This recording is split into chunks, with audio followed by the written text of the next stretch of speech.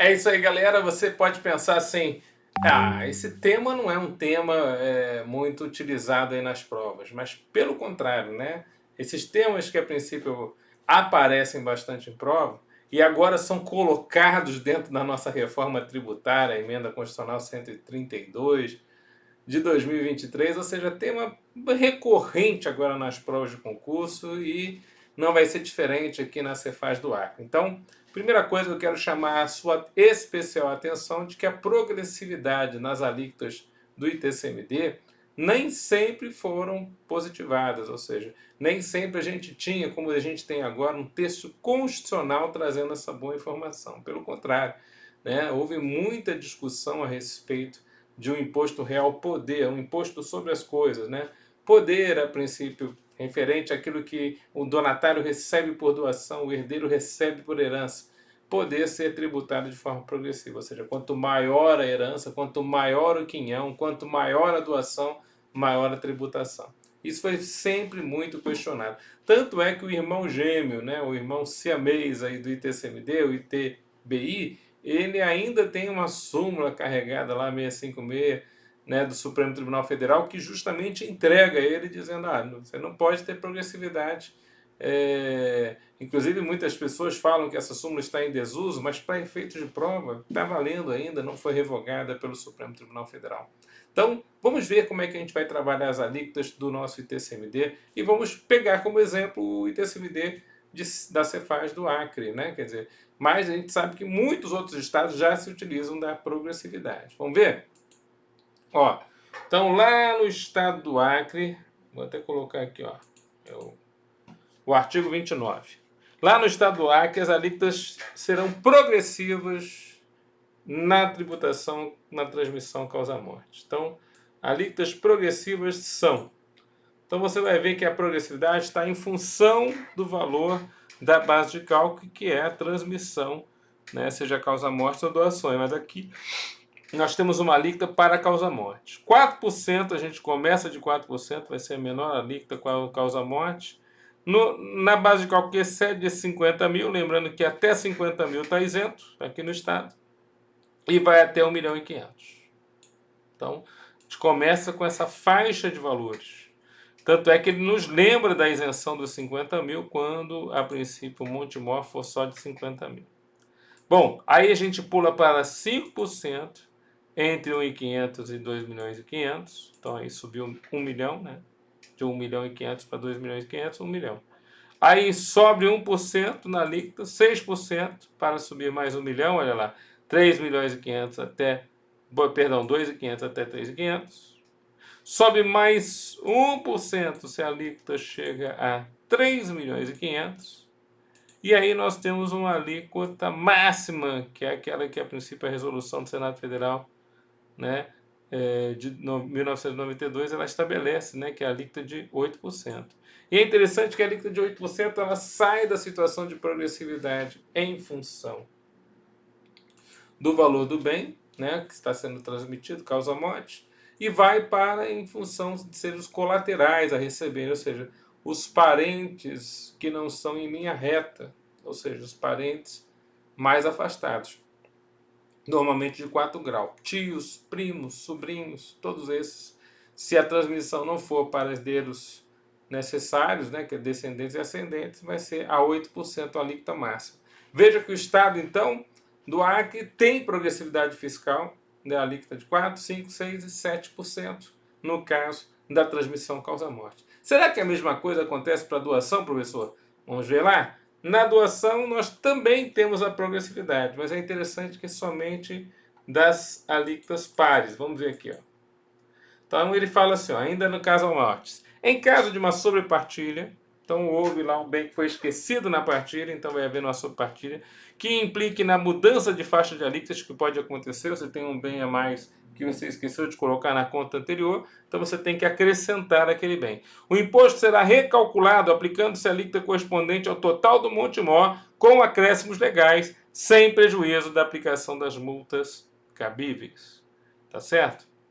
Bom, aí ele fala o seguinte, ó, nas transmissões agora por doações, então, vamos lá para as doações, a alíquota também será progressiva. E aí nós temos a alíquota de 2% se a doação é até R$ 25.000. Então nós temos uma alíquota menor que as alíquotas relacionadas à transmissão causa-morte. A de 4%, que é entre 25 mil e 100 mil reais na doação. A de 6%, que é de 100 mil a 200 mil reais na doação. E a de 8% sobre o valor que exceder a 200 mil reais. Veja que essa progressividade é de acordo com o valor que está sendo doado.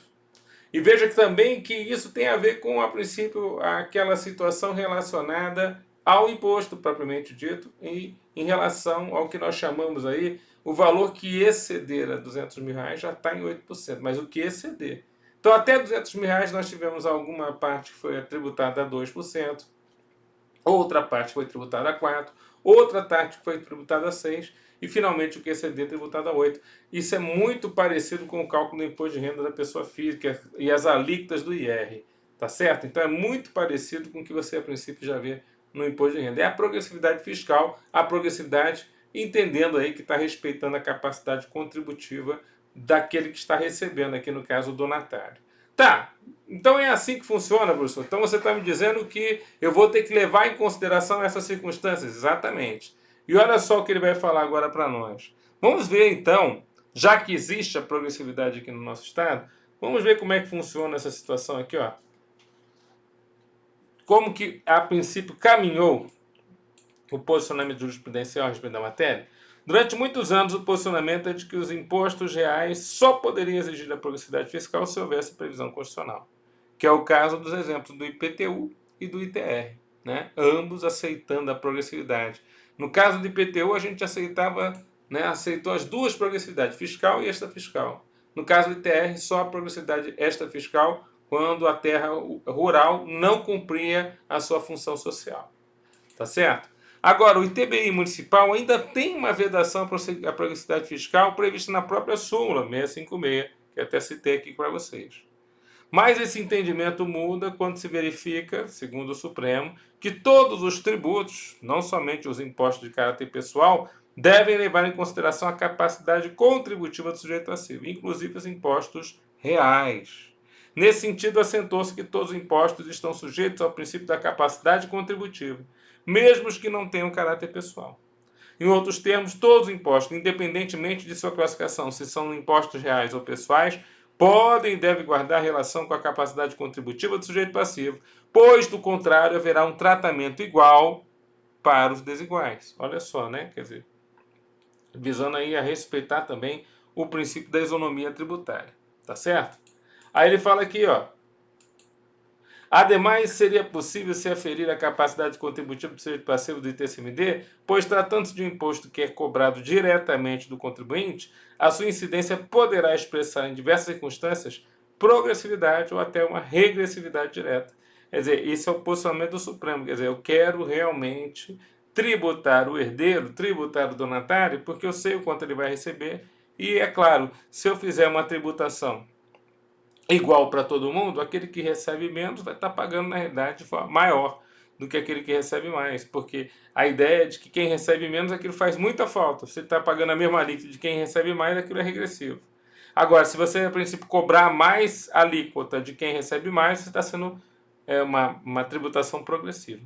Asseverou-se ainda que a progressividade de alíquota de TCMD não teria como descambar para o confisco, que essa era a preocupação, né?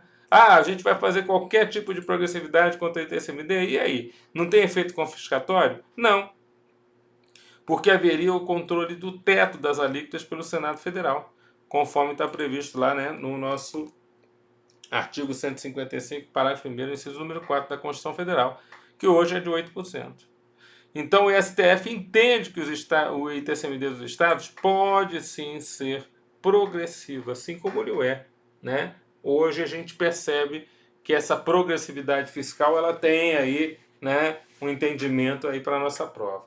Bom, a matéria é tão importante e é tão fácil de cobrar isso aqui também numa prova discursiva, que vale a pena, né, o aluno ter alguns elementos que eu estou citando aqui para você. Já foi esse tempo que a gente só dava aula, né, e não conversava com você um pouco mais a respeito da matéria, justamente para te dar um embasamento inclusive jurisprudencial, para você, a princípio, embasar o seu posicionamento a respeito da progressividade de alíquotas. Não tem jeito, quer dizer, a prova hoje em dia tem uma tendência a cobrar de você que você comente aquela situação. E com a reforma tributária, aí, meu querido, agora o circo pegou fogo, né? Porque com a reforma tributária nós tivemos a alteração propriamente dita, né? Nós tivemos a alteração importantíssima, né, da Constituição Federal, que trouxe aí, né, a emenda constitucional 132 de 2003. Quer dizer, a gente tem hoje, né, de forma muito importante, essa situação relacionada aí, né, ao que a gente chama de reforma tributária, né? O pessoal, inclusive, eu queria até ouvir de vocês, né, se a princípio vocês têm interesse, né, de que nós façamos aí um curso muito legal sobre as mudanças importantíssimas da nossa reforma tributária. Inclusive tem aluno perguntando: professor, você não está dando mais aula de direito tributário? Você não vai nos ajudar aí com essas reformas tributárias, com essas mudanças tão grandes que aconteceram recentemente, professor? Conta aí para nós o que está passando na sua cabeça. Meu querido, na verdade o Tudão está aqui pronto para ajudá-los em todas essas situações, inclusive aí no nosso direito famoso e abençoado ou aterrorizado para alguns alunos, direito tributário. Quero dizer uma coisa para vocês, tenho sim interesse, eu queria que até que você está ouvindo nossa aula aí no YouTube, você vai lá e dá uma curtida lá no YouTube e eu pergunto a você se você tem interesse realmente de que a gente possa fazer um curso específico aí com vocês da nossa reforma tributária, né? É claro que a gente precisa também gravar um curso agora, então vai ficar melhor ainda, né? Um curso já com a reforma tributária de direito tributário por completo, né? Porque o que mudou realmente é o sistema tributário nacional e com as mudanças constitucionais, que foram várias, inclusive, é claro, às vezes o aluno está estudando aqui comigo e está falando: puxa, professor, agora estou ferrado, né? Porque eu estava estudando toda uma matéria e agora mudou tudo. Calma. As mudanças reais e maiores, inclusive a extinção do ICMS, né?